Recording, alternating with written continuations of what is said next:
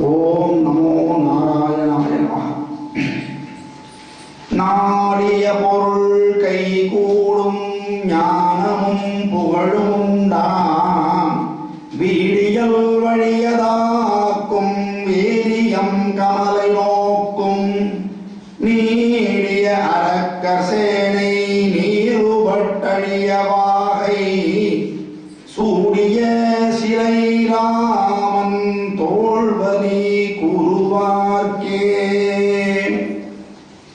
நன்மையும் செல்வமும் நாளும் நல்குமே திண்மையும் பாவமும் சிதைந்து தேயுமே ஜன்மமும் மரணமும் இன்றி தீருமே இம்மையே ராம என்றிரண்டெழுத்தினார். அப்படிப்பட்ட ஸ்ரீ ராமச்சந்திரமூர்த்தியினுடைய சரித்திரத்தை நாம பார்த்துக் கொண்டிருக்கிறோம். நேற்றைக்கு ராம லக்ஷ்மண பரத சத்ருக்னாதிகள் அவதாரம் ஆயிடுத்து. எப்போ அவதாரம் பண்ணார்கள்ங்கிற நாள் நட்சத்திரம்லாம் சொன்னோம். அடுத்தாப்புல குருகுல வாசம் முடிஞ்சது, எல்லாம் திரும்பி வந்தாச்சு. சந்தோஷமா இருக்கின்ற ஒரு நேரத்தில் தான் ஒரு புயலை போல விஸ்வாமித்திரர் வந்தார்னு பார்த்தோம். இந்த விஸ்வாமித்திர முனிவர் எதற்காக வந்தார் அப்படின்னா, நான் காட்டில் ஒரு வேள்வி பண்ண போகிறேன், அந்த வேள்விக்கு உபகாரம் பண்ணணும், ராட்சசர்கள்லாம் இடைஞ்சலாக இருக்கிறார்கள், அவர்களிடத்திலிருந்து காப்பாற்ற வேண்டும். உடனே தசரதன் நானே வரேன் அப்படிங்கிறான். அப்பதான் எனக்கு அந்த செருமுகத்து காப்பதற்கு உன்னுடைய கரிய செம்மலை தந்திடுதி அப்படின்னு. கரியவனாக கருப்பாக இருக்கக்கூடிய செம்மல்னா தலைவன் அர்த்தம், முதலாள், மூத்தவன் ராமபிரானை கொடுக்க வேண்டும் அப்படின்னு கேட்கிறார். இவனுக்கு அப்படியே ஈயத்த காட்சி காதல ஊத்தின மாதிரி இருந்தோம். கண்ணிலான் பெற்றிழந்தான் என உழந்தான் கடுந்துயர கால வேளான். கண்ணே இல்லாதவர்களுக்கு எந்த இன்பமும் தெரியாது, ஆனால் கண்ணு இல்லாதவர்களுக்கு திடீர்னு அந்த கண் வந்து திருப்பி போயிடுதுன்னா கஷ்டம். ஆகையால அப்படி கஷ்டப்பட்டானா என்ன காரணம் அப்படின்னா, அவனுக்கு ஒரு சாபம்னு சொன்னோம். அந்த சிரவணன் மீது அம்பு போட்டதுனால நீ புத்திர சோகத்தினாலே உன் உயிர் போக கூடாது அப்படின்னு சொல்லியிருக்க. இவனுக்கு தனியா உயிர்னு ஒண்ணு கிடையாது. ஏன்னா ஏற்கனவே பார்த்துட்டோம், உயிரெல்லாம் உறைவதோ உடம்பும் ஆயினான்னு சொல்லியாச்சு நேத்தியே. அப்ப இவனுடைய உயிர் மக்களாக இருந்தார்கள் இதுவரையில. இப்போ யாரா இவனுடைய உயிர்னா ராமன் தான் உயிர். ராமன் போனாலே உயிர் போயிடும்.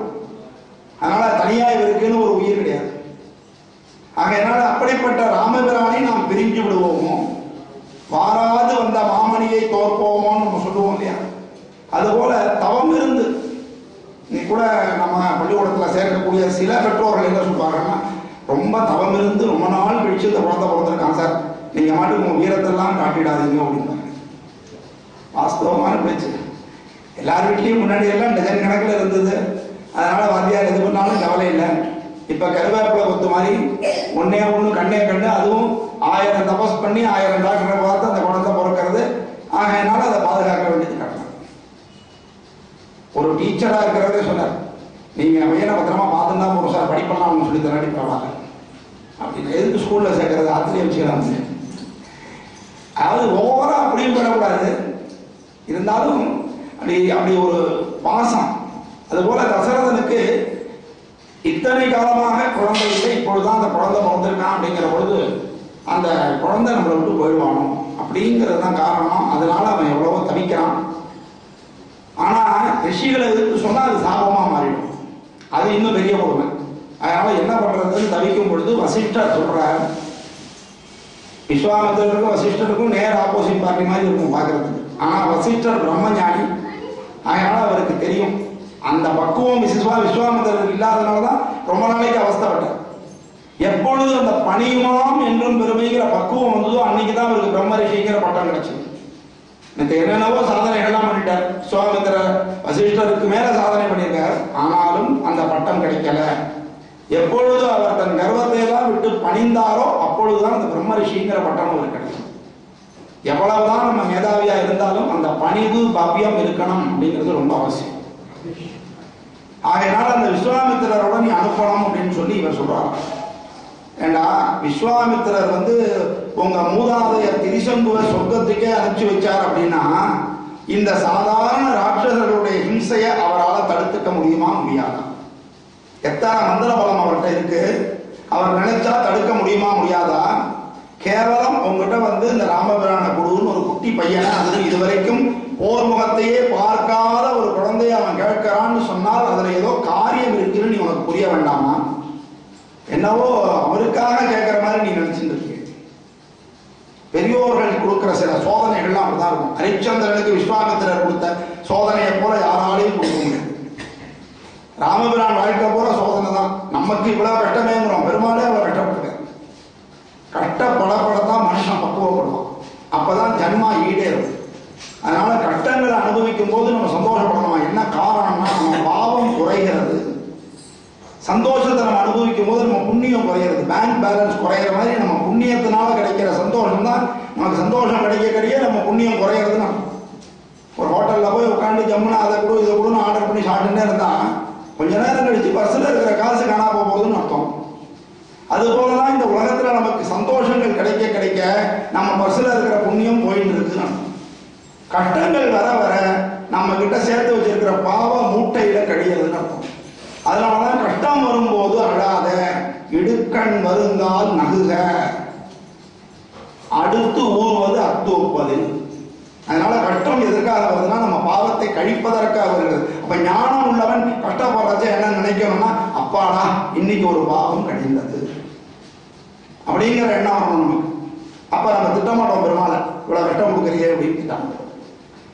அதனால அப்படிப்பட்ட விஸ்வாமித்திரர் உன்னை தேடி வந்திருக்கார் அப்படின்னு சொன்னா நீ வந்து ராமபிரானுக்கு எல்லையில்லாத ஒரு நன்மை ஏற்பட போகிறதுன்னு அர்த்தம். அதற்காக நீ அனுப்பணும். பெரியவர்கள் சொன்னதை கேட்டா நிச்சயமா நல்லதுதான், சந்தேகமே கிடையாது. எங்க அப்பா ஒரு அட்வைஸ் பண்ணார் எனக்கு, பேங்கை விட்டுற போறேன்னு. எனக்கு பேங்க்ல இன்ட்ரெஸ்ட் இல்லை, ஆரம்பத்திலேருந்தே கிடையாது. குடும்பத்துக்காகத்தான் நான் பேங்க்குக்கு போனேனே தவிர பேங்க் வேலையில ஒரு துளி கூட எனக்கு நாட்டம் கிடையாது ஆரம்பத்திலேருந்து. ஆனா ஒழுங்கா வேலை செய்யணும், அது வேற விஷயம். என்னன்னா எனக்கு அதை விட்டுடணும்னே இருந்துட்டு இருந்தது. சந்தர்ப்பம் கிடைக்கும் போது எங்க அப்பாவை சொன்னேன், விட்டுடலான்னு நினைக்கிறேன் அப்படின்னு. விட்டுடு, என்ன செய்ய போற எடுத்தாங்க, பள்ளிக்கூட ஆரம்பிக்கிறேன். இதை போல ஒரு மனத்தான உலகத்தில் கிடையாது.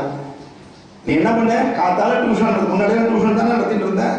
காத்தால டியூஷன் எடுத்து, சாயங்காலம் டியூஷன் எடுத்து, மத்தியானம் ரெஸ்ட் எடுத்து, உத்தமமான வாழ்க்கைன்னு சொன்னார். ஒரு பேச்ச நான் கேட்கல, இன்னைக்கும் அவசரம். அதாவது பள்ளிக்கூடத்துல பணம் கிடைக்கிறதுங்கிறத பத்தி நான் இன்னைக்குமே நான் கவலைப்படுறதில்லை.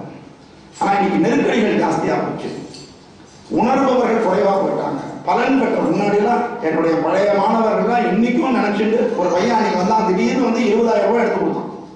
இத்தனைக்கும் அவன்கிட்டலாம் ஃபீஸ் வாங்கி தான் டியூஷன் நடத்தினோம். ஓசியர் இடத்துல 20,000 ரூபாய் கொண்டு கொடுக்குறான். எதுக்குடா அப்படின்னா, நீங்க பள்ளிக்கூடத்துக்கு ஏதாவது நல்ல காரியம் பண்ணிக்கணும். இந்த ஒரு சுகம் தான். இன்னொருத்தன் வருவான், சார் உங்ககிட்ட தான் சார் நான் படித்தேன். இந்த வாத்தியார் உத்தியோகத்துல கிரீடம் வச்ச மாதிரி இருக்கும். எங்கேயோ ஒரு முக்கில் வந்து நான் உங்ககிட்ட தான் சார் படித்தேன், நீங்க நல்லா இருக்கீங்களான்னு ஒரு வார்த்தை கேட்டுட்டு அவங்க போயிட்டே இருப்பான். நாம கீழே இருப்போம், அவன் மேல இருப்பான். ஆனாலும் அந்த சந்தோஷம் நமக்கு கிடைக்கும். அந்த ஒண்ணுதான் வாத்தியார் உத்தியோகத்தில் இருக்கு. அந்த சுகத்திற்காகத்தான் அதை விரும்பினோம். நல்லா போயிட்டு எது சொல்ல வர, பெரியவர்கள் ஏதாவது சொன்னால் ஒரு அர்த்தம் இருக்குங்கிறது சொல்ல வருது. அவர்களுக்கு நம்மளை பத்தின சிந்தனை மட்டும்தான் இருக்கும். நம்ம பையன் நல்லா இருக்கணும், நம்ம குழந்தை நல்லா இருக்கணும், அதுக்கு என்ன சொல்லணும் அவ்வளவுதான். அதை தாண்டி தான் அவங்க சமுதாயத்தை பத்தி எல்லாம் அப்புறம் தான் யோசிப்பாங்க. நமக்கு இளவை வேகம், நம்ம சமுதாயம் சிந்தனை இதெல்லாம் நமக்கு வரும். ஆனா பெரியவர்களுக்கு நம்மளை பத்தின சிந்தனை மட்டும்தான் முதல்ல இருக்கும், அப்புறம் தான் மீதி எல்லாம். அதுவும் அம்மானா கேட்கவே வேண்டாம். வேற என்ன பண்ணார், கொடுத்துடு தசரதா, மரியாதையா அனுப்பிச்சு வை அப்படின்னு சொன்னாராம். இப்ப 2 ரிஷிகள் சேர்ந்தாச்சு. ஒரு ரிஷியவே எதிர்த்து பேச முடியாது, 2 ரிஷி, அதுவும் குலகுரு சொல்லியாச்சு. தசரதனுக்கு மனசுக்குள்ள ஒரு குழப்பம் இருந்தாலும் அதை எதிர்த்து பேச முடியாம ஒப்படைக்கிறான். போய் கூட்டிட்டு வாங்குறான். யாரை கூட்டிட்டு வான்னு சொல்றான், திருவின் கேழ்வனை கொணர்வின்.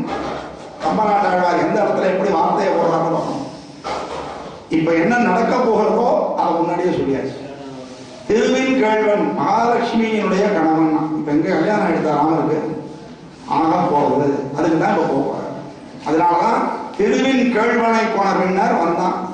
வெறும் ராமன் எப்பவுமே வரமாட்டார், இலவச இணைப்பு லட்சுமணன் எப்பவுமே. பிரிக்க முடியாத ஒரு ஜோடி.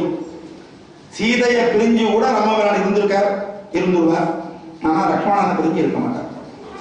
ஏன் அப்படின்னா, இந்த லக்ஷ்மணன் யாரு? சாட்சாத் ஆதிசேஷனுடைய அம்சம்.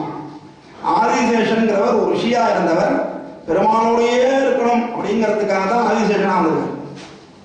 அதனாலதான் நின்றால் குடையா நடந்தால் சிங்க, நின்றால் மறந்து போச்சேன், நின்றால் சென்றால் குடையாம், இருந்தால் சிம்மாசனமாம், கிடந்தால் படுக்கையாம் சொல்வார்கள் ஆதிசேஷன். அப்படி என்னவா மாறணும், அப்படி மாறிடுவார். நடந்தால் திருவடியாம் என்று கூட சொல்வார். அப்படி உடனேயே இருக்கக்கூடியவர் லட்சுமணன். அதனாலதான் லட்சுமணனை பிரிய முடியாத ஒரு சூழ்நிலையில அங்க இருக்கிறார். அதனால அவரும் வந்துக்கிறார் கூடவே. கூட வந்தோன்னா ரெண்டு பேரையும் கையில பிடிச்சு கொடுக்குறான் தசரதன். என்ன சொல்லி கொடுக்குறான்னு பாருங்க.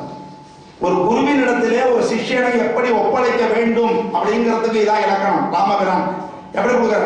தந்தை நீ தனி தாயும் நீ இவர்க்கு எந்தை தந்தனன் இயைந்த செய்க. இனிமே நீதான் இவனுக்கு அப்பா, இனிமே நீதான் இவனுக்கு அம்மா, நான் கிடையாது, நீதான். எடுத்து உங்ககிட்ட கொடுத்துட்டேன். நீ என்னெல்லாம் நினைக்கிறையோ அதெல்லாம் ஃபுல் பவர் ஆஃப் அட்டார்னி கொடுத்தாச்சு. இப்படி கொடுக்கணும் ஒரு சிஷ்யனை குரு கிடச்சு. எப்படியா என் பையனை என்ன இந்த மாதிரி கேள்வி கேட்டாம, லேட்டா வந்ததுக்காக வாசல்ல நிறுத்தி வச்சாம, முட்டி போட வச்சாம. என் பையனை ஒருத்தர் சொன்னார், உண்மையிலேயே அவனை கொஞ்சம் கோபமா கூட பேசிடாதீங்க, அவன் ரொம்ப சாஃப்ட், சைக்காலஜிக்கலா அஃபெக்ட் ஆகிடுவாங்க. இங்க நம்ம பிஎட்ல சைக்காலஜியில 80 மார்க் வாங்கிட்டு தான் வந்திருக்கோம். நமக்கு அவர் சைக்காலஜி கொடுத்தது என்ன பண்றது? ஆகையினால என்ன ஆகிறது, அப்படி ஒப்படைக்கணும். ஒரு குருவின் இடத்துல ஒப்படைக்கும் போது என்னடா காரணம் அப்படின்னா, இவர் எங்கேயோ கூட்டின்னு போற, அங்க இருந்து இந்த போன் பண்ணி தசரதன் கேட்க முடியுமா, நான் இங்க கூட்டின்னு போட்டோமா, இன்னைக்கு செய்யட்டுமா ராமனுக்குன்னு? அந்த நேரத்துல என்ன தோன்றதோ செய்வார்கள். அப்படி ஒப்படைத்தானா. ஆகையினாலே விஸ்வாமித்திரருக்கு இப்ப ஃபுல் பவர் சொல்லுது, எங்க வேணா கூட்டின்னு போகலாம். முன்னாடியெல்லாம் அப்படித்தான் சொல்லுவாங்க. பையனை கண்ணு ரெண்டா மட்டும் விட்டுட்டு அவனை உரிச்சாலும் கவலை இல்லை, வச்சுக்கோங்க அப்படின்னு கொடுத்துருவாங்க. எங்க அப்பா காலத்துல இருந்த ஆசிரியர் ஒருத்தர் நம்ம ஊர்ல தான் குடியிருந்தாரு, இப்போ இல்லைன்னு நினைக்கிறேன். அப்படி பையனை தப்பு பண்ணான்னா அவன் என்ன பண்ணுவான், அடே வாடா இந்த சாக் பீஸ் எடுத்து அப்படிப்பான். டேபிள் டிராயருக்குள்ள அவன் கையை விடும்போது டமான்னு கையை பார்த்துக்குது. இப்படியெல்லாம் வன்கொடுமையும் நடந்திருக்கு. ரொம்ப நல்ல மனுஷன். காவேரிக்கு குடிக்க போறச்ச இந்த பசங்கள்லாம் அங்க குடிச்சுட்டு இருப்பாங்க. கிருஷ்ணர் கதை மாதிரி தான்.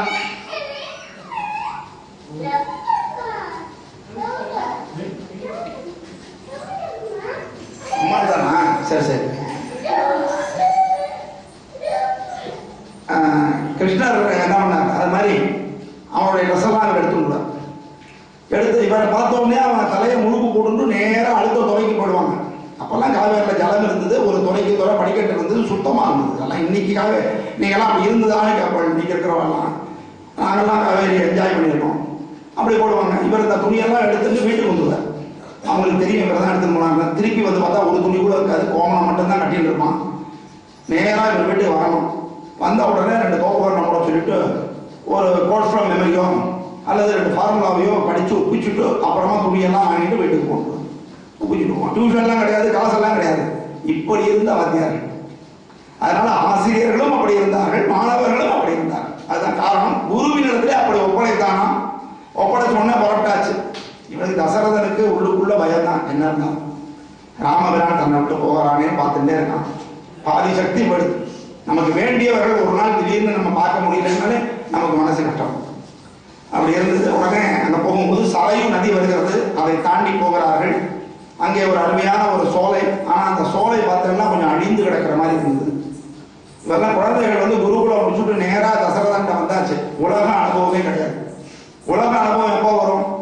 நம்மளே குழந்தைய வச்சுட்டு 12ஆம் கிளாஸ் படிக்கிற பையனை பக்கத்தில் படுத்துட்டு தட்டி தூங்க வச்சு கிளம்பும் போது அவனுக்கு சாதத்தை வாயில ஊட்டி இவ்வளவும் பண்ணி அவன் ஸ்கூல்ல ஏதாவது ஒரு பஞ்சாயத்துனா நம்ம லீவை போட்டு பையன் அப்பா அம்மா தாத்தா பாட்டி எல்லாரும் போய் அவன்கிட்ட கேட்டு பையனா கேட்டு வர மாட்டான். அந்த விஷயம் என்னன்னு இவ்வளவும் பண்ணி அட்மிஷனுக்கு போகணும் அப்ளிகேஷன் அப்பாவே ஃபில்அப் பண்ணி கொடுத்து இவ்வளவும் பண்ணி நம்ம வளர்த்துட்டு இருக்கோம் பையங்களை. அவனுக்கு எப்படி உலகம் அனுபவம்? இதே ஒரு பையனை கொண்டு போய் ஒரு ஹாஸ்டல்ல விடுறோம் அல்லது பஸ்ல ஏறி போயிட்டு வளரணும். அப்பா அவனுக்கு உலக அனுபவம். குழந்தைகளுக்கு உலக அனுபவம் ரொம்ப முக்கியம். நம்ம உஷாரா இருக்கணும். அவன் கெட்டு போகாதபடிக்கு பார்த்துக்கணும், வாட்ச் பண்ணணும். அதே நேரத்தில் அவனுக்கு உலகத்துக்குள்ள விட்டுதான் பழைக்கிறான். என்னைக்கு இருந்தாலும் அவனை கடைசிக்கல அவுத்து அந்த உலகத்தை தான் நீங்க விடணும். இல்லைன்னா கல்யாணம் பண்ணி வச்சோன்னா இடிப்பா அம்மா வளர்த்துருக்கா லட்சணமா அப்படின்னு.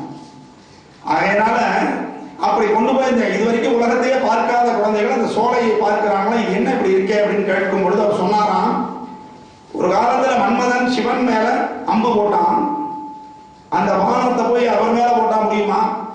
அவர் எல்லாத்தையும் கடந்தவர். அவர் மேல போட்ட உடனே என்னாச்சு, அப்படி திரும்பி நெத்திக்கிறனால பார்த்தா எரிஞ்சு போயிட்டான்.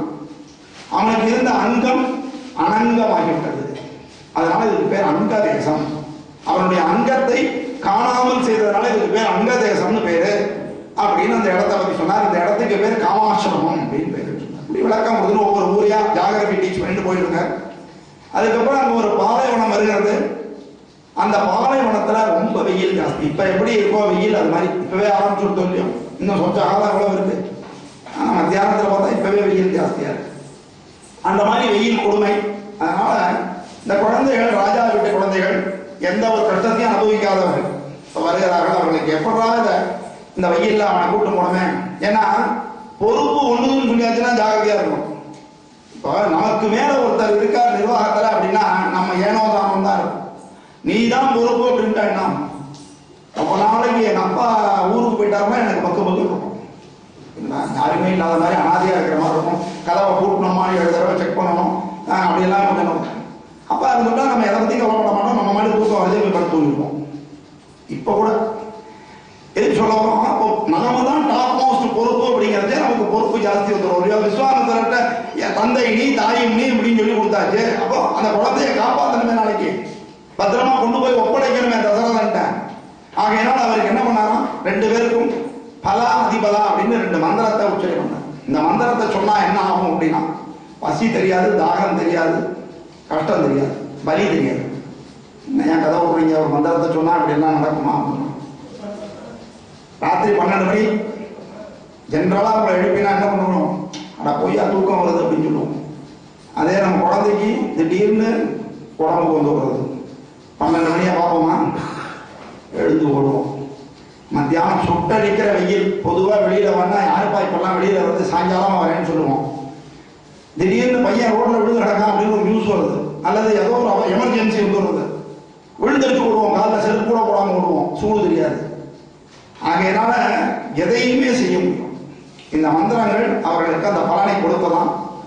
காரியம் இருக்கும் போது நமக்கு இந்த கஷ்டம். அதான் சொல்றது, யாரு வந்து தன்னுடைய காரியத்துல கண்ணா இருக்கானோ அவனுக்கு மீதி எதுவுமே தெரியாது. ஒரு குருகுலத்துல அப்படித்தான் ஒரு பையன் இருந்தான்.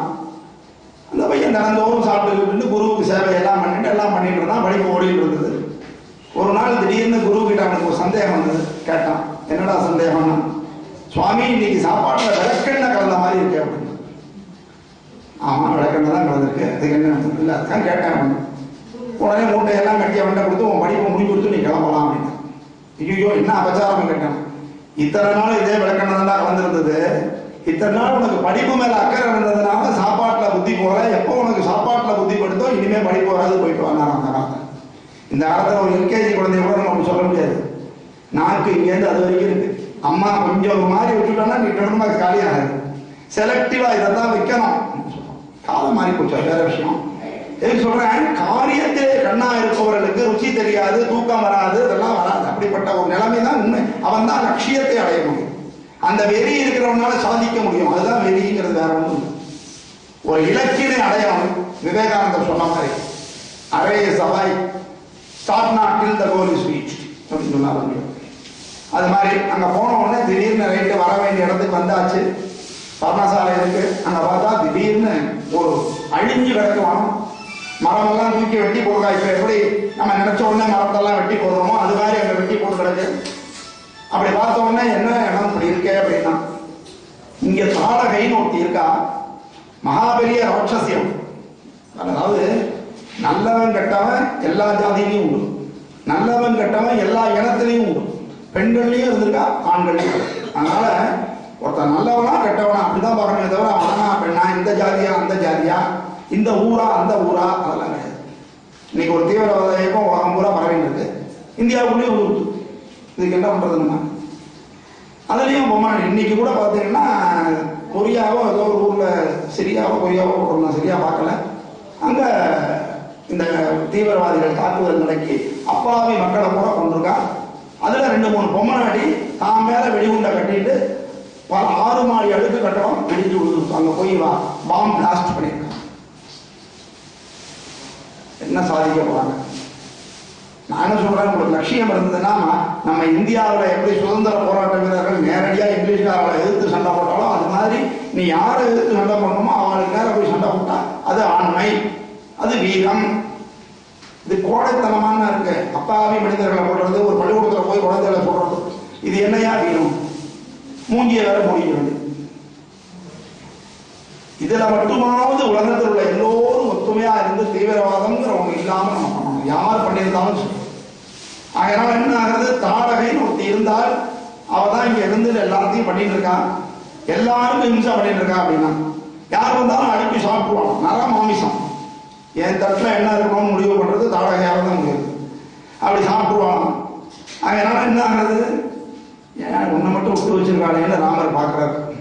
அதான் சொன்னாரா, நான் என்னப்பா எலும்பும் தோலுமா இருக்கேன், பருப்பு சாதம், அதனால கடிச்சா அவளுக்கு டேஸ்ட் வரல, சதையே இல்லையோ இல்லையா, அதனால புளியினுடைய ஒரு கோதுன்னு நினைச்சுட்டு நான் போனா போதும் விட்டா, பசிக்கு அடங்கின முடியும். ஆனா பசிக்கு சோழ பொறிங்கிற மாதிரி என்ன சாப்பிட்டா அவளுக்கு ஒரு திருப்தி கிடையாது. ஆகையினாலே அவள் என்னை ஏற்றுக்கொள்ளவில்லை. அதனால உயிர்பட சும்மா அவங்களுக்கு சொல்றது கிடையாது. பணியில் தான் விஸ்வாமித்திரரெல்லாம் நெருங்க முடியாது. தபஸ் இருக்கிறவங்க நெருங்க முடியாது. எவனிடத்துல உண்மையான கடவுள் பக்தி இருக்கோ அவனுக்கு கெடுதலே நடக்காது. தோன்றும், கெடுதல் நடப்பது போல தோன்றுமே தவிர நடக்கவே நடக்காது. எல்லா சினிமாவும் பார்க்கிறோம், எல்லா சீரியலும் பார்க்கிறோம். முழுக்க 99 நாளைக்கு அதுல கெடுதல், பஞ்சகம் இதெல்லாம் தான் நடக்கும். கடைசி ஒரே நாள்ல டக்குன்னு எல்லாத்தையும் சரி பண்ணி நல்லதா கொண்டு முடிச்சுடுவோம் இல்லையா? ஆகையினால இதுதான் யதார்த்தம். நல்லவர்களுக்கு நல்லதுதான் நடக்கும். அந்த தாடகை இங்க வதம் பண்ணிட்டு இருக்காப்பா. அவ ரொம்ப ஹிம்சை பண்றா. எப்படின்னா 1000 மத யானைகளுக்கு சமமான வலிமை உடையவள். யானைக்கே வலிமை ஜாஸ்தி, மத யானைனா இன்னும் வலிமை ஜாஸ்தி. அந்த மத நீர் பெருக்கெடுத்து வரும். அதான் சொல்றோம், நமக்கு கர்வம் அகங்காரம் ஜாஸ்தி வந்தா நமக்கு இந்த மாதிரி ஒரு கெட்ட புத்தி வரும். அதான் மத யானை. பெண் உரு கொண்ட பெண், அவன் உண்மையான பெண் கிடையாது அப்படின்னு சொன்னாராம். சொல்லிட்டு இருக்கிறச்சே தாடகை வந்துடுறான். ஆனா ஒரு சத்தம் போட்டு வந்துடுறான். பயங்கரமா இருக்கு அந்த உருவம் பார்க்கறதுக்கு. அதனால ராமபிரான் பார்க்கிறார், பயந்துட்டு அப்படி நிற்கிறார். என்ன நடக்கிறதுன்னு தெரியலையே, அவருக்கு ஒன்றும் புரியல. இவதான் தாடகை, இவன் மேல அம்பு போடு அப்படிங்கிற. இதுக்குதான் அவனை கூட்டின்னு வந்தேன், அவன் மேல அம்பு போடுங்கிற. பார்க்கறதுக்கே பயங்கரமா இருக்கு. ராமபிரானுக்கு தர்ம சங்கடமாக இருக்கு. இதான் தர்ம சங்கடம். நம்ம ஆத்துப்பத்திரம் வந்துட்டா அவளை காஃபி கொடுக்கறதா சாதம் போடுறதாங்கிறது தர்ம சங்கடம் கிடையாது. ஒரு குக்கர்ல ஒரு சாதத்தை வச்சா ஒரு மோர்ஜானம் கூட போடலாம் மனசு இருந்தா. அதே மாதிரி காஃபி போட்டு கொடுக்கறது ஒன்றும் சிரமம் கிடையாது. பால் இல்லைனாலும் இப்போ ஊர் பூரா பால் சீப்படுறது கொடுக்க முடியும். ஆனால் அதுதான் நமக்கு ரொம்ப தர்ம சங்கடமாக படுத்து திடீர்னு வந்துட்டார். கைவசம் தான் ஒரு ரெடிமேட் உப்புமா வச்சிருப்போமே, கொடுக்கலாம் முடியும். எண்ணம் இருக்கணும். நம்ம மாத்துக்கு வந்தா அவளை உபச்சாரம் பண்ணணும். தினந்தோறும் வருபவர்களாக இருந்தாலும் சரி, அவர்கள் ஒரு வார்த்தை கேட்கணும், என்ன சாப்பிட்றேன், இதுதான் பண்பாடு. ஆகையினால என்ன ஆகிறது, இவருக்கு தர்ம சங்கடம் தான். என்ன அப்படின்னா, ஒரு பெண் மேல சத்திரியன் அம்பு போடலாமா, போடக்கூடாது இன்னைக்கு அப்படிங்கிற ஒரு தர்மம். இன்னொன்னு என்ன அப்படின்னா, குரு சொல்ற குரு வார்த்தையை கேட்கறதா வேண்டாம். இந்த ரெண்டும், இதுதான் தர்ம சங்கடம். தர்மம் என்ன சொல்றதுன்னா, கொமநாட்டி மேல சத்திரியன் அம்பு போடக்கூடாது, இது ஒரு சாஸ்திரம். குரு என்ன சொன்னாலும் கேட்கணும். கிணத்துல குதினா குதிக்கணும், விஷத்தை சாப்பிடுன்னா சாப்பிடணும்.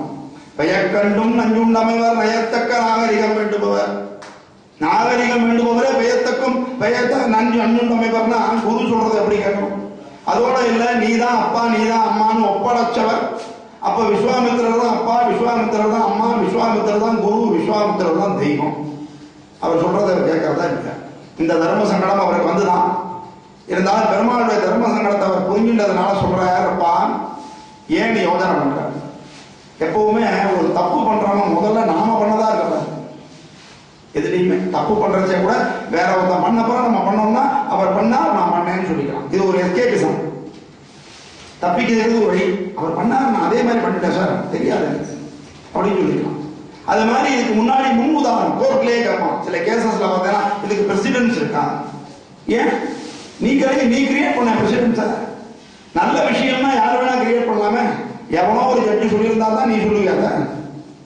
இது யதார்த்தம் உண்மைன்னு உனக்கு தெரிஞ்சா நீ அந்த பிரசிடென்ட் ஏன் கிரியேட் பண்ணக்கூடாதுங்கிற. நமக்கு ஏன் வம்பு? ஜிஓ இருக்கா, எங்கள் பேங்க்ல ஒரு பழக்கம் உண்டு. ப்ரொமோட்டட் ஆஃபீஸர்ஸ், ப்ரொபேஷனரி ஆஃபீஸர்ஸ்னு 2 கேட்டகரி. என்னடா வித்தியாசம்னு கேட்டாங்க. இந்த ப்ரொபேஷனரி ஆஃபீஸர்னாக்க ஸ்டேட் பேங்க்ல செல்லமாக வச்சுக்கிறேன், அவளுக்குலாம் சம்பளம் கூட கொடுக்குறேன், கேட்ட இடத்துக்கு ட்ரான்ஸ்ஃபர்லாம் கொடுக்குறீங்க அப்படின்னு.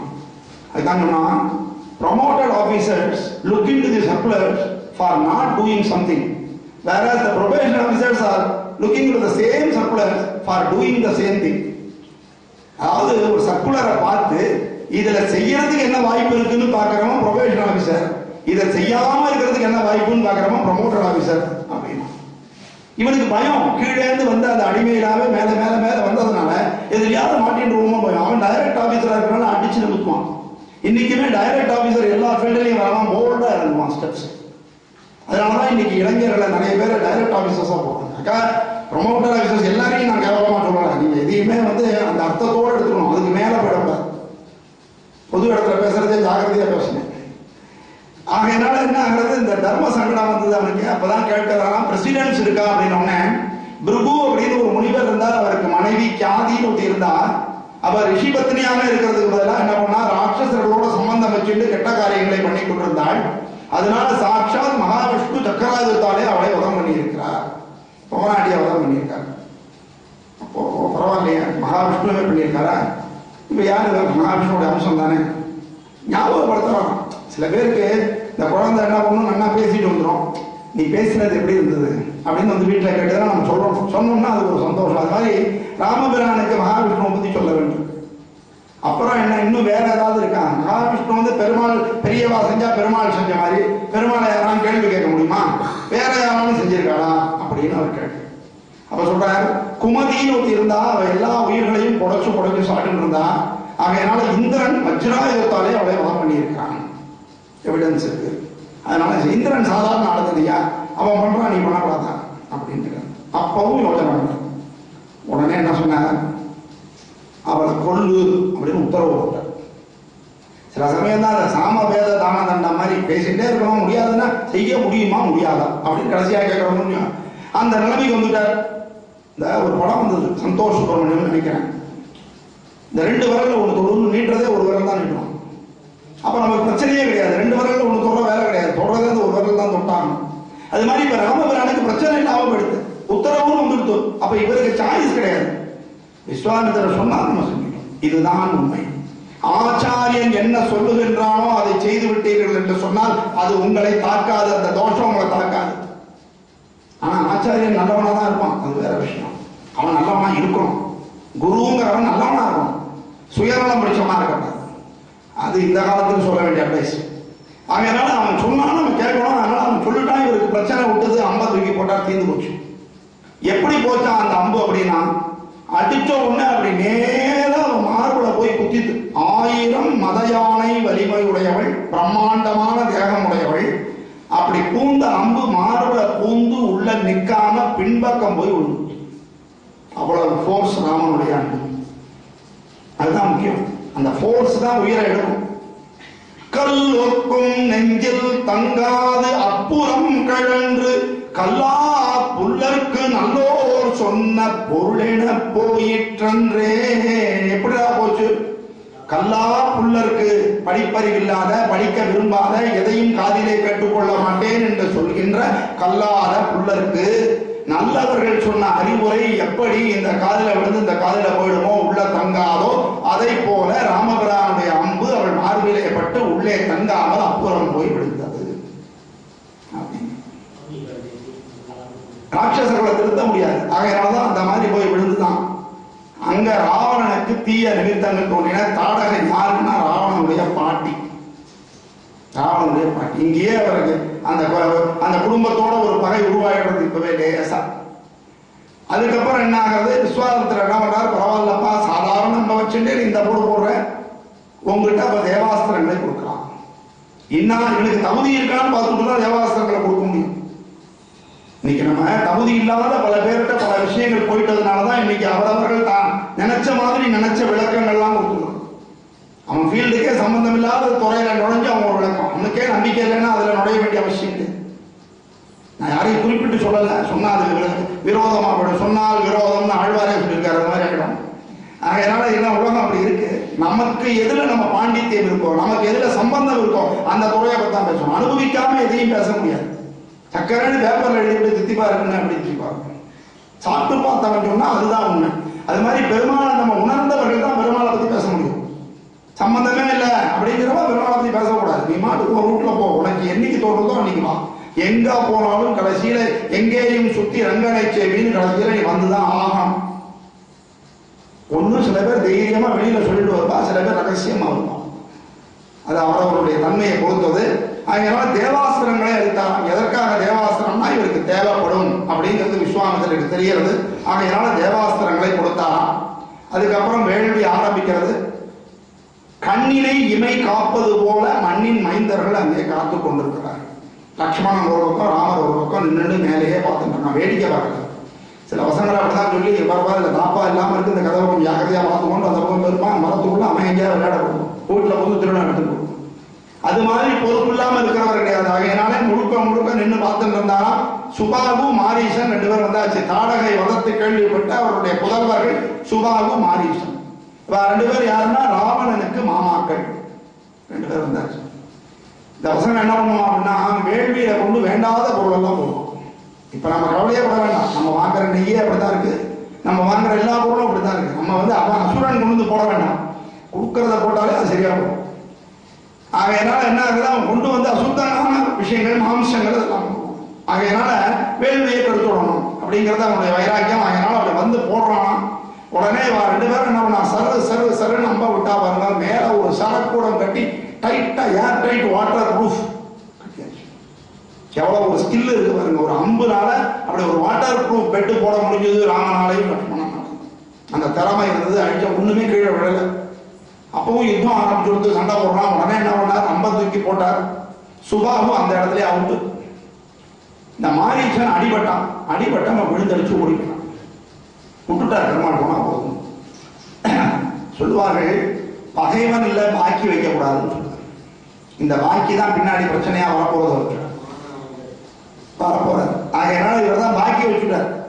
சரி அப்படின்னா இந்த சாஸ்திரம் அவருக்கு தெரியாதா, ஏன்டா பாக்கி வச்சா அப்படின்னா. பெருமாளுக்கு ஒரு காருண்யம் எப்போதும். என்ன காருண்யம் அப்படின்னா, நம்மளை முடிஞ்ச வரைக்கும் தண்டிக்காம இருக்கணும். ஒரு குழந்தை என்ன பண்ணிட்டு வீண் அழுதுட்டே இருந்தது. அவன் அப்பா அங்க உட்காந்துருந்தான். அவன் என்ன பண்ணான், பீட்டர் காம் டவுன் சொல்லிட்டு இருக்கான். நமக்கு பொறுக்கவே இல்லை. ஏன்னா அந்த குழந்தை அழுதுட்டு இருக்கு. ஒன்றும் அதை தூக்கி அவன் சரி பண்ணணும், இல்லை ஏதாவது அதை கொடுக்கணும். அதை விட்டு உட்காந்துறதுலே பீட்டர் காம் டவுன் சொல்றாங்க. என்னடா அதுன்னு போய் அவன்கிட்ட போய், என்ன சார் அந்த குழந்தை பேர் பீட்டரா, அதை போய் பீட்டர் காம் டவுன் சொல்றேன். குழந்தை பேர் பீட்டர் இல்லை, என் பேர் பீட்டர். இது கத்துற எனக்கு டென்ஷன் ஆகுது. என்ன நான் காம் டவுன் சொல்லிட்டு இருக்கேன். அதுபோல சுபாவுக்கு போயாச்சு, மாரீசனை விட்டாச்சு. பெருமாளுக்கு தெரியாதா அப்படின்னா போய் சொல்லட்டுமே ராவணன். ராமபிரானுடைய பராக்கிரமம் என்னங்கிறது அவனுக்கு தெரியல முடியும், பாராட்டாம இருப்பானே, அதனால அவன் தப்பிச்சுப்பானேன்னு கூட நினைக்கிறான். பகைவனுக்கு அருள்வாய் நன்னெஞ்சே, பகைவனுக்கு அருள்வாய். அதை செஞ்சது எம்பிரான் ராமபிரான். ட்விட்டர்லாம் போட்டு தாக்கிடுவார். அதெல்லாம் வெட்டு 1 துண்டு 2 தான் அவர்கிட்ட. ஆனால் ராமபிரான் மட்டும்தான் திரும்பி திரும்பி திரும்பி அனுகிரகம் பண்ணணும். போனா போலாம் விட்டுருவோம், ஏதாவது ஒரு வாய்ப்பு கொடுப்போம், காலில் விழுந்தாலும் விட்டுருவோம். இன்னும் பின்னாடி வரப்போகுது கதையில சுவாரஸ்யமான அம்சங்கள் நிறைய. அது கம்பநாட்டாழ்வாரை போல யாராலையும் அப்படி சொல்ல முடியாது. அவர் தெய்வ தான், என் தெய்வம் ஒண்ணும் இல்லை. அவர் சொன்னதை எடுத்து உங்ககிட்ட கொடுக்குறேன். அது அவ்வளவு சுவாரஸ்யமா இருக்கு. உங்களோட சேர்ந்து நானும் அனுபவிக்கிறேன். விஷயம் அவ்வளவுதான். இது வைத்து பாத்திரம் இந்த மைக்கு மாதிரி தான் நம்ம பேசுறது கம்பன். ஆகையானால் அப்படி இருக்கு. மாரீசனை விட்டாச்சு. ராவணனுக்கு ஒரு எச்சரிக்கை மாதிரி எடுத்து போயாச்சு. வேள்வி ஜெயிச்சுடுத்து. பரசுராமருக்கு இது விஸ்வாமித்திரருக்கு பரம சந்தோஷம். செஞ்சு கொடுத்த பரம சந்தோஷம்னா என்னாலதான் இந்த வாத்தியாருக்கு எல்லாம் நடந்தது. ஒரு டீயை வாங்கி கொடுத்துட்டோம், பேசுற பேச்சு அப்படி இருக்கும். வாத்தியார் இன்னைக்கு இவ்வளவு தூரம் வேலை செய்யறாங்க, என்னாலதான் அப்படின்னா டீ வாங்கி கொடுத்துருப்பாங்க. ஆனா இந்த ராமபிரான் போய் கையை கட்டிட்டு, இனிமேல் நான் செய்ய வேண்டிய பணி ஏதும் இருக்கிறதான்னு கேட்டார். பணியுமாம் என்றும் பெருமை. அதுதான் சார் முக்கியம். நீங்க எவ்வளவு வளர்ந்தாலும் உங்க அம்மாவை விட நீங்க பெரியவர் கிடையாது. நீங்க எவ்வளவு வளர்ந்தாலும் உங்க அப்பாவை விட பெரியவர் கிடையாது. எவ்வளவு வளர்ந்தாலும் உங்க குருவை விட பெரியவர் கிடையாது. ஸ்டேட்டஸ் உனக்கு இருக்கலாம், பதவி இருக்கலாம், பவிஷ் இருக்கலாம், பணம் இருக்கலாம், ஆனாலும் நீ உயர்ந்தவன் கிடையாது. இந்த எண்ணம் நமக்கு இருக்கணும். அதனாலதான் அவருடைய காலில் விழுந்து சேவிக்கணும். கதைக்கு வரும்போது எங்கள் அப்பா காலையும் எங்கள் அம்மா படத்துலையும் சேவிக்காம நான் வந்ததே கிடையாது. அதனால தான் பேச முடியாது. இது வரைக்கும் நான் எந்த விஷயத்துக்குமே அவளை சேவிச்சுட்டு போயிருக்கேன். எல்லாமே சக்சஸ். நீங்களும் செய்யணும். இன்னைக்கு எத்தனை குழந்தைகள் எழுந்தவொடனே அம்மா அப்பாவை சேவிச்சு டெய்லி சேவிக்கணும்னு சாஸ்திரம் முடியாது, விட்டுரும். ஒரு நல்ல காரியம் செய்ய போறச்சே, ஒரு எக்ஸாமுக்கு போறச்சே, ஒரு முக்கியமான இன்டர்வியூக்கு போறச்சே, ஏன் அம்மா அப்பாவை சேவிக்கப்படாது? அவ இல்லைன்னா நீ யாரு?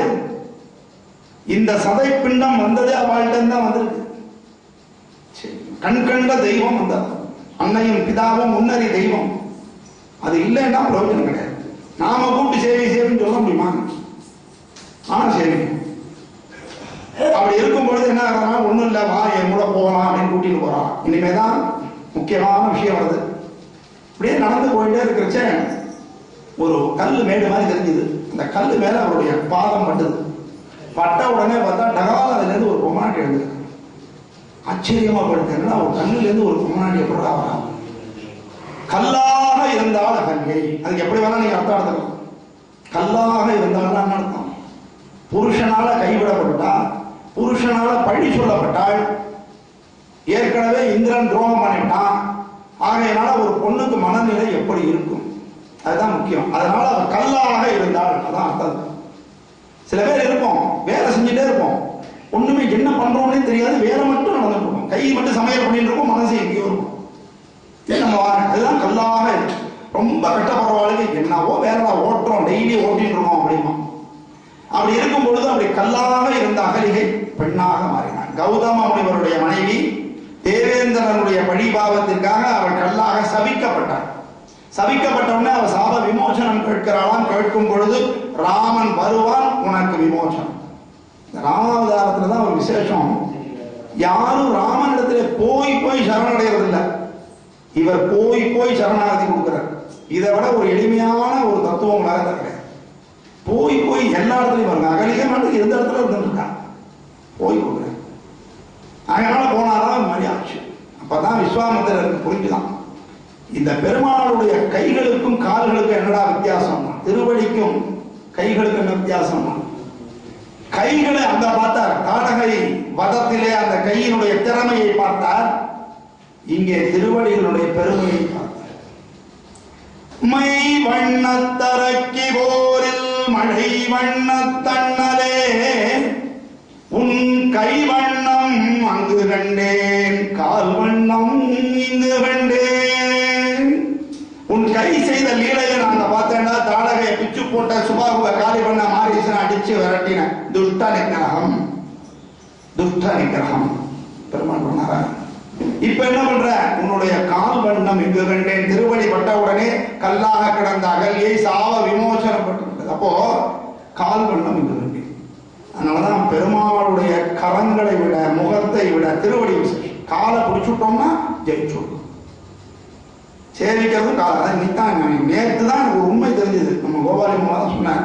குளுத்தல நீலமேக பெருமாள் ஒரு வலது காலம் கொஞ்சம் முன்னாடி எடுத்து வச்சுட்டு இருக்கிறார். நல்லா பார்த்தீங்கன்னா தெரியும். நான் இது வரைக்கும் பார்த்ததில்லை. இன்னைக்கு தான் முன்னாடி நேற்று தான் சொன்னார். ரொம்ப நன்றி இந்த மாமா சொல்லுங்க. என்ன அர்த்தம்னா ரெடியா இருக்காரவங்க காப்பாற்றுறது. காத்துன்னு இருக்காரு ரெடியா. எப்படா எவன்டா கூப்பிடுவான்? கோபாலி மாமா வரையே கூட வச்சுக்கலாம். எவனா ஒருத்தர் எவனா பெட்டிஷன் எடுத்து வருவாங்கன்னு வாசல்லே உட்காந்துருக்காரு. காத்துட்டு இருப்பான். காலை தூக்கி முன்னாடி வச்சு காத்துட்டு இருக்காரு. அது மாதிரி நம்ம உறையூர் பெருமாள் அது மாதிரி தான். சக்கரத்தை அப்படி ரெடியா எப்படி வச்சுட்டு இருப்பார். பிரயோக சக்கரம்னு பேர். அது பேர். எல்லா சக்கரமும் இப்படி இருக்கும். உறையூர்ல பார்த்தா இப்படி இருக்கும், திரும்பி இருக்கும் சக்கரமே. சொன்ன உடனே விட்டுருவாரு. கஜேந்திர மோட்சம் அப்படிதான் நடந்தது. இந்த யானை ஆதி மூலமே கூப்பிட்டு, நாராயணான்னு கூப்பிடல, பரமேஸ்வரன் கூப்பிடல, அதெல்லாம் கூப்பிடல, ஆதி மூலமே கூப்பிடு. எல்லாருக்கும் ஆதி மூலம் யாருமே தெரியல. இவர் பார்த்தா ஆதி மூலம் எவனாவோ ஒத்துட்டு போட்டோம், நம்மள இந்த உலகம் ஒத்துக்காலையும் ஒத்துக்காலையும் சரி. ஏன்னா இன்னி வரைக்கும் அந்த சண்டையை சச்சரவு இருக்குன்னு தானே இருக்கு. போயிட்டு போறது நம்ம போவோம் அப்படின்னு விழுந்தடிச்சு ஓடி வந்தாராம் அந்த முதலிடத்தை காப்பாத்தின. அதனாலதான் ஃபாஸ்டா வரதுக்காக கருடன் வச்சுருக்காரு. அதனால இங்க பெருமாள் அப்படி இருக்கா, காலை எடுத்து ரெடியா வச்சுருக்கான். நேற்று தான் தெரிஞ்சது. ரொம்ப பெரிய மகாபாகியம். நீ கண்ணன் கேட்டு கன்ஃபார்ம் பண்ணினேன். அது மாதிரி அந்த திருவடிகளுக்கு அந்த விசேஷம். திருவடிகளை பற்றினால் நாம் உய்ய முடியும். அதனாலதான் திருவடி பற்றி நாம் இது எல்லா பிரின்சிபல்லையும் இருக்கு. அதனாலதான் திருவடி விசேஷம். நம்ம பெருமாள் கோவிலுக்கு போறோம், எந்த கோவிலுக்கு போறோம்னா திருவடிகளை முதல்ல சேவிக்கணும், அதுக்கப்புறம் தான் தருவோம். இந்த கம்சன் கதையிலேயே பார்த்தா கிருஷ்ணர் அவதாரம் பண்றதே ஒரு பொம்மநாடி குழந்தை இந்த பக்கம் மாயாசக்தி வந்து வரும். அப்படி வரச்சே அந்த கம்சன் என்ன பண்றான், அந்த குழந்தையோட காலை பிடிச்சி சுத்தி தூக்கி அறிய பார்க்கறான். அது பிச்சுட்டு மேல போடுறான். மேல போய் அது நினைச்சிருந்தா கம்சன் அதுவே கூட பண்ண முடியும்.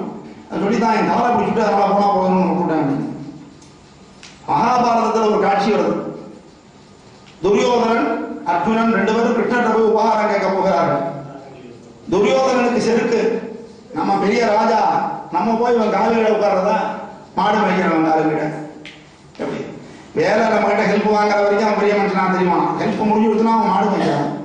அதனால நம்ம போய் தலைமாட்டில் உட்காருவோம் உட்கார்ந்தான். அர்ஜுனன் எப்பவுமே நான் உன்னுடைய அடிமையை காலில் உட்கார்ந்தான். அவனுக்கு தான் அனுகிரகம் கிடைச்சு. அதனால எப்பவுமே திருவடிகளுக்கு மகிமை உண்டு. அந்த திருவடி மகிமையை இங்க ரசிச்சாராம் விஸ்வாமித்திரர். முடிஞ்சது, எல்லாரும் கிளம்பியாச்சு. மிதிலை ஜனக மகாராஜாவினுடைய ராஜ்யம். அங்க என்ன ஆகுதுன்னா, முன்னாடி ஒரு காலத்துல இந்த ராஜா எப்பவுமே என்ன பண்ணுவாராம், விவசாயத்தை துவக்கி வைப்பார். ராஜாக்களுக்கெல்லாம் விவசாயத்து மேல ஒரு அக்கறை இருந்தது அந்த காலத்துல, அப்படிதான் சொல்றோம். இப்ப ரொம்ப பாதிக்கப்பட்டிருக்கிறது விவசாயிகள் தான். நேற்று எனக்கு ஒரு ஆச்சரியமான ஒரு விஷயம், எல்லாரும் ஸ்ட்ரைக் பண்றாங்க. இந்த விவசாயிகள்லாம் ஸ்ட்ரைக் பண்ணா நம்ம கதி என்ன ஆகும் நினைச்சு பார்க்க முடியும். அதே மாதிரி இந்த ஸ்கேவஞ்சர்ஸ் இப்ப ஸ்ட்ரைக் பண்ணா நம்ம குழப்பம் என்ன? உன்னதமான தொழில்னா அதுதான் தொழில். நம்ம வந்து ஒயிட் காலர் ஜாப்ல இருந்துட்டு நம்ம மாட்டுக்கு எதை எடுத்தாலும் ஸ்ட்ரைக் அது இது நம்ம பண்ணிட்டு இருக்கோமே தவிர, அர்ச்சகர்களையும் சொல்லலாம், விசுவாசமான அர்ச்சகர்கள் வந்து ஸ்ட்ரைக் பண்ணா நம்ம என்ன ஆகும்? கோவிலுக்கு போய் நம்ம சேவிக்க முடியுமா? ஒரு வேண்டுதல் வைக்க முடியுமா? எவ்வளவு ஒரு தியாகம் அவருடைய தொழில் தான். அதனால இந்த உன்னதமான தொழில்களில் இருக்கக்கூடியவங்க எல்லாம் பண்ணக்கூடாது. டாக்டர்ஸ் பண்ணக்கூடாது, டீச்சர்ஸ் பண்ணக்கூடாது. டிமாண்ட்ஸ் இருக்கட்டும், அதெல்லாம் நான் டிமாண்டை தப்பா ரைட்டான்னு அதுக்குள்ளெல்லாம் போகல. நான் ஸ்ட்ரைக் பண்ணக்கூடாது. பாத்தியார்கள் கற்றுக் கொடுக்கணும். 1000 பிரச்சனை நாம் பண்ணக்கூடாது. டாக்டர்ஸ்ங்களும் உயிரை காப்பாற்றணும். அது மாதிரி எனக்கு இது மாதிரி இருந்தது. இந்த விதியில என்ன பண்ணித்தான், வா வான்னு கூப்பிட்டுதான். அங்க என்ன ஆகும், இந்த விவசாயத்தை துவக்கி வைப்பாராம் ஜனக மகாராஜா. அதனால ஒரு தங்கத்தினால ஏர் கூட்டி அந்த ராஜா அப்படி ஒரு போட்டோலாம் எடுத்துட்டு, இந்த தூய்மை இந்தியாக்கெல்லாம் எடுக்கிற முடியாது மாதிரி ஒரு போட்டோ எடுத்துட்டு பண்றது வழக்கம். அப்படி பண்ணிட்டு இருக்கும் பொழுது பார்த்தா அந்த ஏர் முனை ஒரு இடத்துல போய் சிக்கிடுது. சிக்கின உடனே அதை தோண்டி பார்த்தா அந்த இடத்துல ஒரு பொட்டிக்குள்ள சீதாதேவி இருக்கா. சீதாதேவி அப்புறம் தான் சீதைன்னு பேர் வச்சான். இந்த ஏர் முனையில் கிடைத்ததுனால அவளுக்கு பேர் சீதேன்னு பேர். அதான் சீதை உண்டு. ஜனகனுக்கு மகளாக பிறந்ததுனாலே ஜானகின்னு பேர். கிடைச்ச வரும். எப்படி பெரியாழ்வாருக்கு ஆண்டாள் கிடைச்சாலோ அது மாதிரி கிடைத்த பெண் சீதை. அங்க அவர் வளர்ந்துட்டு இருக்காங்க. அப்படி வளரும் போது என்ன ஆகுறதுன்னா, ஒரு நாளைக்கு அவர் அப்படியே விளையாடிட்டு இருக்கிறச்சே பார்த்தா அவன்கிட்ட ஒரு சிவதனுசு தட்சன்கிட்ட இருந்து கிடைச்சது. அந்த சிவதனுசை உள்ள வச்சுட்டு இருக்கான். பிரம்மாண்டமான தனுசு. அவ்வளவு ரேஸ்ல தூக்கி எல்லாம் பண்ண முடியாது. இன்னைக்கும் பார்த்தோம்னா இந்த பெரிய பெரிய கன் வச்சுட்டு இருக்கிறவங்கலாம் பார்த்தோன்னா, அந்த சினிமாவில் வர மாதிரிலாம் கன் எடுத்து யார் வேணா எப்படி வேணாலும் சுட்டுட முடியாது. அதை எடுத்து சுட்டா அது வந்து பின்னாடி ஒரு இடி கொடுக்கும். அது தோல்ல தாங்கணும். அந்த சக்தி இருந்தால் தான் சுட முடியும். நியூட்டன்ஸ் தாழ்லாம் அடிக்கும் டமால் பின்னாடி. அது மாதிரி இந்த வில்லை தூக்கி பண்றதெல்லாம் கட்டம். அதனால என்ன ஆச்சு, அவ்வளவு ஹெவியான வில்லு வச்சிருக்கான். இந்த சீதை விளையாடிட்டு இருக்கிறதே ஒரு பந்து அந்த வில்லுக்கு அடியில் போய் விழுந்துடுறது. எதேச்சும் அப்படி தள்ளினாலும் அந்த வில்லு அப்படி நகர்ந்துருப்பான். பந்து எடுத்து கொடுத்துட்டான். இதை ஜனகன் பார்த்தான். கேளப்பா, அப்ப இவகிட்ட ஏதோ ஒரு சக்தி இருக்கு. அப்போ இவளுக்கு புருஷனா வரவன் எப்படி இருக்கணும்? இவளோட சக்தியா இருக்கணும். அதாவது முன்னாடி தெரியாம பொம்மநாட்டிகளை கம்மி வயசு கல்யாணம் பண்றது இல்லை. 10 வயசு வித்தியாசத்துல கல்யாணம் பண்ணாங்கன்னா என்ன காரணம்னா, ஆணுக்கு இருக்கிற மெச்சூரிட்டியை விட 10 வயசு சின்ன பொண்ணுக்கு அந்த அளவுக்கு மெச்சூரிட்டி இருக்கும். உணர்வுகளும் சரி, மெச்சூரிட்டியும் சரி, அறிவு புத்தி கூர்மை எல்லாமே அவளுக்கு ஜாஸ்தி பெண்களுக்கு. ஆகையினால்தான் அந்த மாதிரி வச்சான். 10 வயசாவது வித்தியாசம். இப்ப அது குழந்தைன்னா வந்து 5 வயசு ஆயிடுச்சு, சரி போய் தொலைறது 3 வயசாவது வச்சுக்கலாம். இப்ப பெரியவாளெல்லாம் அவர் கல்யாணம் பண்ணிக்க ஆரம்பிச்சு. அதெல்லாம் வந்து ஒரு இதுதான், பரவாயில்ல, அதுக்குள்ள நம்ம போக முடியாது. எதுன்னு அவ்வளவு சக்தி உண்டு பெண்களுக்கு. அதனால பெண்களை சமாளிக்கிற அளவுக்கு சாமர்த்தியம் ஆண்களுக்கு போகணும். ஒரு காலமும் இருந்ததில்லை, இன்னி வரைக்கும் இல்லை. ஏதோ நீங்க இந்த யானை வந்து என்ன பண்ணுவாங்கன்னா கட்டி போட்டுருவோம். கட்டி போட்டு பின்காலில் முதல்ல பழக்கிறதுக்காக முதல்ல யானை புதுசாக வாங்கிட்டு வந்தோடனே பின்கால கம்பியை போட்டு கட்டிடுவோம், சக்கரை சங்கிலியை போட்டு கட்டிடுவோம். அதுக்கப்புறமா கொஞ்சம் நாள் கழிச்சு அந்த யானை இழுத்து இழுத்து பார்க்கும், நகர முடியாது. அந்த சங்கிலியாக அப்புறம் அவுத்து விட்டாங்க, அந்த யானை நகராது. கட்டி போடுறான்னு நினைச்சுட்டே இருக்கும். அதுதான் பெண்களின் நிலைமை. அவளுக்கு இருக்கிற சக்தி தெரியாம இருக்கிறதுனால அவளால இங்க இருக்க முடியாது. இல்லைன்னா யாரையும் அடக்க முடியாது. எவ்வளவு பேரும் அவ்வளவு பவர்ஃபுல். ஆனா அவ சொல்றது வீட்டு விஷயங்களை பூரா பெண்கள்கிட்ட கொடுத்துட்டோம்னா அந்த வீடு சுபிக்ஷமா இருக்கும். சந்தேகமே கிடையாது. நிர்வாகத்தை அவள்கிட்ட கொடுத்துட்டோம்னா அருமையா நடக்கும், சில பேரை தவிர.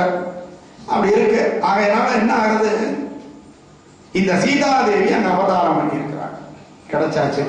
அதுக்கப்புறம் ஜனங்களுக்கு குழந்தை பிறந்தோம், அது பின்னாடி பார்க்க போறோம். இந்த சீதாதேவி அங்க வளர்ந்துட்டு இருக்கா. யார் சீதாதேவி? மகாலட்சுமியோட அம்சம். ராமபிரான் மகாவிஷ்ணுவோட அம்சம். அங்க கூட்டிட்டு வர எதனால விஸ்வாமித்திரரோட அனுப்பிச்சாருங்கிற கதை இப்ப புரியுறதா? விஸ்வாமித்திரர் இங்க கூட்டிட்டு வர போறார். எப்படி ஆஞ்சநேயர் பின்னாடி ராமரையும் சீதையும் சேர்த்து வைக்க போறாரோ அது மாதிரி முதல்ல ராமபிரானையும் சீதாதேவியும் சேர்த்து வைக்க போகின்ற மகான் இந்த விஸ்வாமித்திரர்.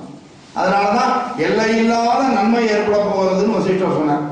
இது மேல இந்த வரி அப்பதான் இந்த சீதை வந்ததுனாலதான் ஏன் புடுங்கணுமா, சீதையே வராம ராமருக்கு அயோத்தியிலே வேற பொண்ணை பார்த்து கல்யாணம் பண்ணியிருந்தா பிரச்சனையே இருக்காது அப்படின்னு. அப்படி இருந்திருந்தால் ராமர் கோசலை ராமனாக இருந்திருப்பார், தசரத ராமனாக இருந்திருப்பார், அயோத்தி ராமனாக இருந்திருப்பார், ராஜாராமாக இருந்திருப்பார், கோதண்ட ராமனாக இருந்திருக்க முடியாது. ஜனங்களும் ரிஷிகளும் எல்லோரும் போற்றுகின்ற ராமனாக இருந்திருக்க முடியாது. இன்னைக்கு நாம் ஒரு கதையை பேசிட்டு இருக்கோம். ஏன்டானா யாராவது தசரதனுடைய மகன் ராமன் சொல்லி கேள்விப்பட்டிருக்கிறார். ராமனுடைய அப்பா தசரதன் சொல்ற மாதிரி ஆயிடுத்து இன்னைக்கு நிலைமை. எப்பவுமே சாதனை செய்யறவனை வச்சுதான் அந்த குடும்பத்துல மற்றவாளுக்கு பேர் வரும். அப்துல் கலாமுடைய அண்ணா, அப்துல் கலாமுடைய அப்பாங்கிறோம். ஏன் அவளுக்கு முன்னாடியே பிறந்தவா தானே, அவளை வச்சு அப்துல் கலாம் சொல்றது இல்லையா நம்ம. ஆகையினாலதான் நம்ம நல்லது பண்ணணும். அதுதான் விஷயம். நம்மளை வச்சு நம்ம குடும்பத்துக்கு பேர் வரணும் அப்படிங்கிற மாதிரி நம்ம செயல்படணும். அங்க என்ன ஆச்சு பார்த்தா, கம்பாநாட்டு ஆழ்வார் ஸ்பெஷலா ஒரு சீன் போடுறார். வால்மீகியில இல்லாத ஒரு காட்சி. அண்ணலும் நோக்கினான் அவளும் நோக்கினாள். மிதிலையில கொடிகள் வரவேற்றாச்சு, உள்ள நுழைஞ்சாச்சு, உப்பரிகையில சீதாதேவி இருக்கிறாளாம் பாக்குறார். நாம நினைக்கிற மாதிரி இது காதல் காட்சி கிடையாது. முதல்ல தெரிஞ்சுக்கோங்க, ராமபிரானுக்கு வயசு 12, சீதைக்கு வயசு 6. பின்ன என்னடா தத்துவம் இது அப்படின்னா, ஜீவாத்மா பரமாத்மாவுடைய தத்துவம் கம்பாநாட்டு ஆழ்வார் அங்க வைஷ்ணவ சம்பிரதாயத்துக்காக கொண்டு வந்திருக்காரு. இந்த ஜீவாத்மா ஏங்கணும், பெருமாளை எப்ப பிடிக்கிறது, எப்படி நம்ம அவரை அடையிறதுன்னு நம்ம அவரை நோக்கிண்டே இருக்கணும்.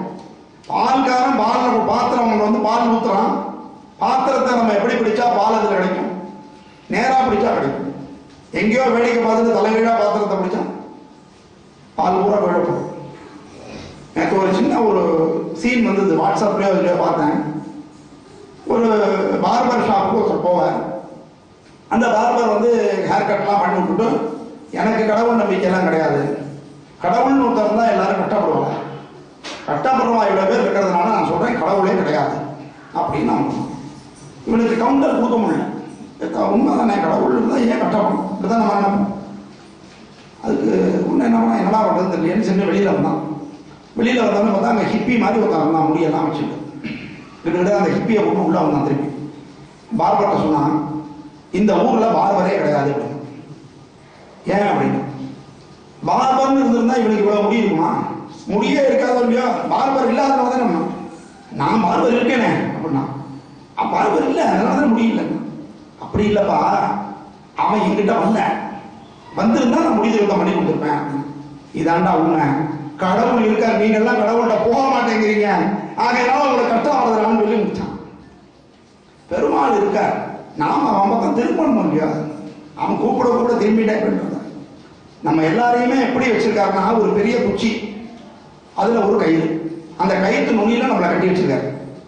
இந்த குச்சிங்கிறது என்னன்னா விதி, மாற்ற முடியாது, பிராரப்தம். நம்ம போன ஜென்மால பண்ண புண்ணியம், நம்ம அப்பா அம்மா பண்ண புண்ணியம், தாத்தா பாட்டி பண்ண புண்ணியம், கூட விஷயம் இருக்கு, பாவங்கள் இருக்கு. இதுதான் குச்சி, அதை மீற முடியாது உன்னால. ஆனா அந்த கயிறுங்கிறது உனக்கு கொடுத்துருக்கிற மதி. அந்த மதியை வச்சுட்டு அந்த கயிற்றுல இருந்து அந்த பக்கமும் போகலாம், வளைஞ்சு பெருமாள் பக்கமும் வரலாம். முடியும், பெருமாள் பக்கம் வரவனெல்லாம் இழுத்து பிடிச்சு காப்பாத்துறார், அந்த பக்கம் போறவன வர வரைக்கும் காத்துன்னு இருக்காரு. ஆகையினாலதான் ஜீவாத்மா பரமாத்மாக்காக தவிக்கின்றாலாம். அப்படி தவிச்ச பொழுது பார்த்தார்கள். சரி, காட்டுல போறோம், ஒரு வெள்ளி சொம்பு எடுத்து முடிஞ்சிருக்கோம். அங்க ஒரு பாழு கிணறு, ஒய்ஃபு தண்ணி கேட்கிறான். கிடுகிடுன்னு போறோம், ஏதோ ஒரு கைத்தை கட்டி உள்ள இறக்கி இருக்கிற தண்ணி எடுப்போம் அப்படின்னு எடுக்கிறோம். அவசரத்துல விட்ட உடனே வெள்ளி சொம்பு உள்ள விழுந்துடும். இந்த வெள்ளி சொம்பு உள்ள விழுந்தாச்சு, இவன் என்ன செய்வான்? சரி போனா பொழுது வந்துருவானா? யார் முத்து வாங்குறது இங்க வந்து? அதனால எப்படியாவது கஜக்கப்புறம் அந்த குச்சியை விடுவான், அதை விடுவான், இதை விடுவான், 7-8 தடவை ட்ரை பண்ணி எப்படியோ சொம்ப எடுத்துடுறான் முடியும். அது மாதிரி எம்பெருமான் இந்த சம்சார சாகரத்துல நம்மளை தெரியாதனமா போட்டுட்டான். வெள்ளி சொம்ப போட்டது போல நம்மளெல்லாம் இந்த சம்சார சாகரத்துல போட்டுட்டான். ஆகையினால நாம உள்ள விழுந்துட்டோம். அவன் நம்மளை தேடி தேடி எடுத்து கொண்டிருக்கிறான். அப்படி எடுக்கும் பொழுது அவனை நோக்கி நம்ம இருந்தோம்னா ஈஸியா பிடிமானத்துல மாட்டிட்டு அவனோட நம்ம போய் சேர்ந்துடலாம். குப்புறப்படுத்துட்டாங்க. கடவுள் இல்லை நான் போக மாட்டேன்னா போகாத. அவன் யார் கூட்டா? இங்க வெயிட்டிங் லிஸ்ட்ல நிறைய பேர் இருக்காரு. குடுக்கல இருக்கிற டாக்டர்கிட்டயே பேர் கொடுத்தா 3 மணி நேரம் ஆகுது. பெருமாள்கிட்ட பேர் கொடுக்குறோம்னா எவ்வளவு நேரம் ஆகும்?